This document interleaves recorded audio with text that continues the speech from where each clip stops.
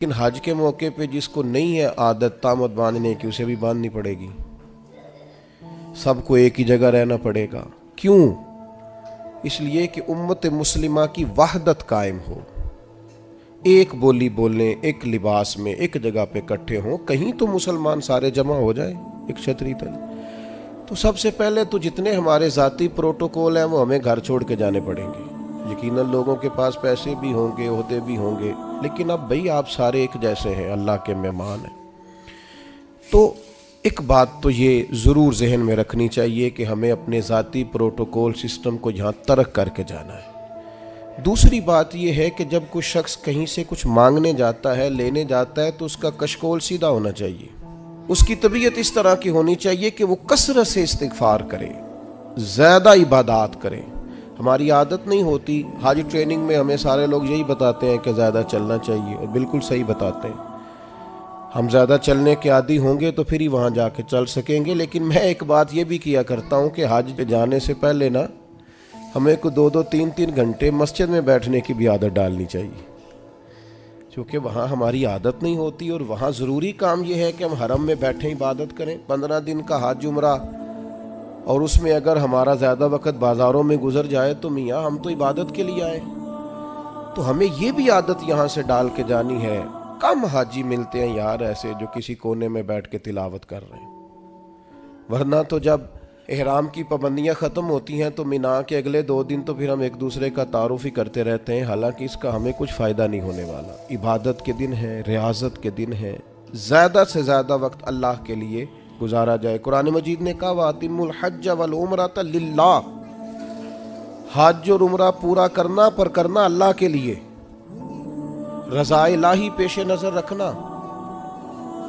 सबसे बड़ा जुर्म शिरक है, अल्लाह शिरक माफ़ नहीं करेगा। वयगफिरु मा दून ज़ालिका लिमन यशा, उसके अलावा हर चीज़ बख्श देगा। तो ये जो दिखावा और रियाकारी है, इसको भी नबी पाक ने शिरक असगर कहा है। किसी जगह भी अपने दिल में ये हज एक ऐसी चीज़ है जिसकी हिफाजत करनी पड़ती है, इसको महफूज करना पड़ता है, इसका ख्याल रखना पड़ता है।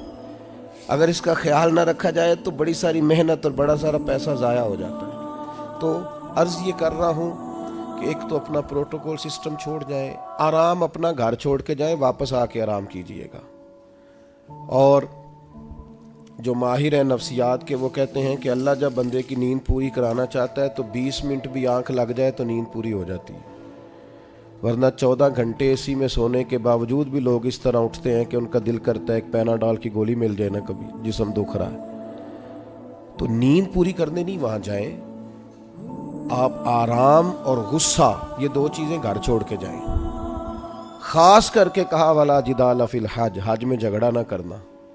और बिलखुसूस जो अपनी फैमिलीज़ के साथ जा रहे हैं उनसे ख़ास कर गुजारिश है कि वो बिल्कुल अपने सारे मामलात, फैमिली की बहसें घर छोड़ के जाएं। गुस्सा नहीं करना वहाँ जाके, आराम पसंद नहीं होना, घर आके करेंगे इंशाअल्लाह। वहाँ वैसे कोई वहाँ बेआरामी नहीं है, लेकिन जो हम आदि जिस आराम के होते हैं वो भी बहरहाल वहाँ मुयस्सर नहीं होता। दूसरी बात, ज़ौक़ शौक़ बड़ी ज़रूरी चीज़ है, सरमाया है इंसानी ज़िंदगी का। हज़रत शेख अबू बकर शिबली रहमतुल्लाह अलैह से किसी ने कहा था मेरा अपनी बीवी से बड़ा सख्त इख्तलाफ है, और साल भी बड़े गुजर गए, बच्चे भी जवान हैं, तो अब कोई ऐसी सूरत भी नहीं कि अलहदगी हो सके, तो कुछ बताएं। तो फरमाने लगे कि तू असल में ना अपनी घरवाली की सिर्फ मनफी बातें याद रखता है, तो इस तरह कर, आज सारा दिन तलाश कर उसमें खूबियाँ क्या हैं, अल्लाह तेरे दिन को ताज़ा कर देगा, तेरा उसे छोड़ने को जी नहीं चाहेगा। अपने आप को ताज़ा रखने के लिए हमेशा मुस्बत चीज़ें पेश नज़र रखनी चाहिए। मैं भी अल्लाह की तौफीक से हाजिर हुआ हूँ, आप भी जा रहे हैं, कई आप में से 2 दफ़ा भी जा रहे होंगे। वहाँ जिसको अल्लाह ने बुलाया है ना, खुदा की रहमत हुई है तो गया है। अगर हमें कुछ पता है तो हम वहाँ लोगों की गलतियाँ निकालने नहीं गए, अपनी माफ़ी लेने गए। इसलिए मुस्बत बातें जहन में रख के जाएं। और तीसरी गुजारिश आपसे ये है कि नबी करीम अलैहिस्सलाम ने फरमाया जल्दबाजी शैतान की तरफ से और बुर्दबारी रहमान की तरफ से। हम हज करने गए, हमें कोई काम नहीं है, किस बात की जल्दी है? आप इत्मीनान से अपने सारे حج کے ارکان کو ادا کریں، اطمینان سے آپ عرفات میں دعائیں مانگیں، کچھ بھی نہیں ہوگا، آپ کو معذور لوگ پیدل چلتے نظر آئیں گے وہاں، اطمینان سے آپ اپنے ہاں اس طرح کا اطمینان نہ کریں کہ قافلے سے بچھڑ جائیں اور آپ کو ڈھونڈا جائے، لیکن یہ کہ جلد بازی نہیں، کچھ بھی نہیں ہونے لگا۔ طواف زیارت کا ٹائم 12 ذی الحج تک ہے، آپ 12 تک وہی ہیں، آپ سکون سے اطمینان سے لوگوں کو لے کے چلیں گے، آپ کو اس میں فائدہ نظر آئے گا۔ چوتھی گزارش یہ ہے کہ اسلام مذہب کیا ہے۔ حضرت تمیم داری رضی اللہ تعالیٰ عنہ نے نبی پاک علیہ السلام سے پوچھا کہ دین کیا ہے، تو فرمایا دین النصیحہ، میرا سارا دین کسی کا بھلا کرنے کا نام ہے، سارا دین خیر خواہی ہے۔ وہاں ایک دوسرے کو سپورٹ کرنا بڑا ضروری ہے، ایک دوسرے کو لے کے چلنا بڑا ضروری ہے۔ کچھ لوگ آپ کو بوڑھے ملیں گے، کچھ بیمار ملیں گے، کمزور ملیں گے، ان لوگوں کا خیال کرنا بڑا ضروری ہے، اس بات کا خاص کر لحاظ رکھیں۔ پانچویں گزارش حج پہ جانے والوں کی خدمت میں یہ ہے کہ آپ رب کریم کے مہمان ہیں، اللہ نے آپ کو چنا ہے، اپنے وطن کے لیے دعائیں مانگیں، امت مسلمہ کے لیے دعائیں مانگیں۔ ہمارے دل ایک دوسرے سے دور ہو گئے، ہر محکمہ ہر ادارہ ایک دوسرے کے بارے میں نفرت انگیزی کرتا ہے۔ اللہ کے حضور حاضر ہوں تو وہاں سے خیر طلب کریں کہ مالک ہم سارے آپس میں ہیں، ہمارے دلوں کو جوڑ دے، کچھ ایسا کر دے کہ امت میں وحدت پیدا ہو۔ عالم اسلام جو جگہ جگہ ٹوٹا ہوا ہے، جس طرح آج جوڑ دیا ہے، سب کو جوڑ دے۔ الترغیب والترہیب میں حدیث ہے، عرفات کا دن ہے، کروڑوں پتو شخص ہے، اربوں روپیہ اس کے پاس ہے، نوکر چاکر ہے، لیکن وہ زمین پہ بیٹھا ہے، بالوں میں ریت پڑ گئی ہے۔ رسول اللہ صلی اللہ علیہ وسلم نے فرمایا رب فرشتوں سے پوچھتا ہے، حالانکہ اللہ جانتا ہے، پوچھتا ہے یہ لوگ کدھر آئے ہیں سارے؟ بڑے بڑے امیر، بڑے بڑے پڑھے لکھے، بڑے بڑے، کدھر آئے سارے؟ تو فرشتے عرض کرتے ہیں مالک یہ تجھے راضی کرنے آئے ہیں۔ تو اللہ فرماتا پھر گواہ ہو جاؤ، میں نے سب کی بخشش کر دی، میں نے ان کو معاف کر دیا، ان کے لیے جنت کا فیصلہ کیا۔ دوستو بڑی بات ہے، یعنی شارحین حدیث کہتے ہیں یہ بڑی بات نہیں، یہ بہت بڑی بات نہیں کہ رب کی بارگاہ میں ہمارا خالی ذکر ہی ہو جائے، وہاں تذکرہ ہی صرف ہو جائے، یہی بہت بڑا نہیں۔ تو بہت ذوق سے، بہت شوق سے جائیں، تو اطمینان کے ساتھ آپ سارے ارکان ادا کریں۔ پھر جب رسول رحمت علیہ السلام کے حضور جائیں تو درود و سلام کی کثرت کریں، وہاں جائیں تو کثرت درود و سلام آپ کے آل پر، آپ کے اصحاب پر خوب درود بھیجیں، وہاں اپنی حاضریاں خوبصورت کریں، عنوان زندگی نئے طور پر شروع کریں، یعنی یہ ایک نئی زندگی ہے حج کے بعد، بالکل نئی۔ رسول اللہ صلی اللہ علیہ وسلم نے فرمایا جو حج کر کے آیا اس طرح ہو گیا جس طرح آج ماں کے پیٹ سے پیدا ہوا۔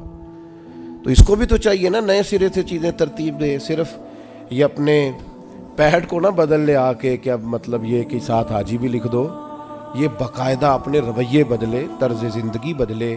میں آپ سے پھر یہی عرض کروں گا کہ کشادہ سینے کے ساتھ، کشادہ دل کے ساتھ اور بڑے حوصلوں کے ساتھ ہمیں سفر کرنے کی کوشش کرنی ہے۔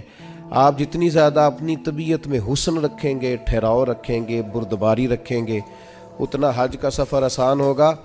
حضرت ابراہیم ابن ادم سے کسی نے کہا تھا آپ نے بڑے لمبے لمبے سفر کیے ہیں، اتنی چھوٹی زندگی میں اتنے سفر؟ فرمانے لگے 2 سواریاں پاس تھیں، تکلیف کبھی ہوئی نہیں۔ کہا کون کون سی؟ فرمانے لگے ایک صبر کی، ایک شکر کی، یہ 2 سواریاں ساتھ تھیں، لہٰذا کبھی آزمائش نہیں دیکھی۔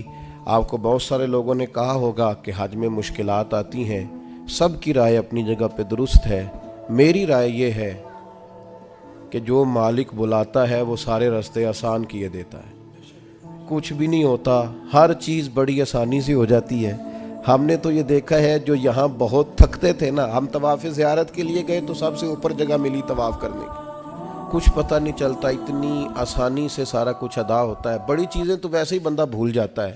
بہت ذوق سے جائیے، بہت شوق سے جائیے، اور بڑا آسان ہے بھائی، اب تو استری نہیں ٹوٹتی حاجی صاحب کی، گھر سے بھی دروازے پہ گاڑی اور وہاں آپ کے پاس ٹیبل اور کھانا۔ تو یاد کیجئے نا ان لوگوں کو جو بحری سفر کرتے تھے یا پیدل جاتے تھے، اور جاتے تھے اور کرتے تھے اور سب ہوتا تھا اور ٹھیک ٹھاک لوٹتے تھے اور آتے تھے تو لمحہ لمحہ شکر کرتے تھے.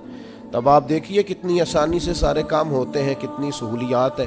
بس ذوق شوق, تحمل, بردباری, محبت, پیار, استغفار.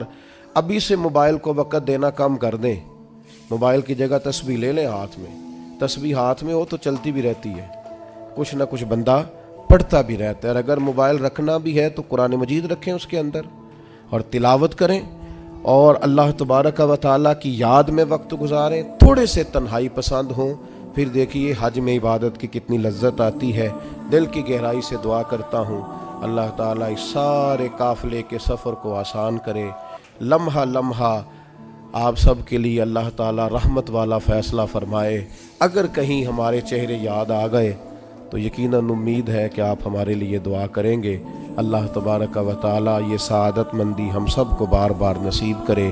وما علینا الا البلاغ.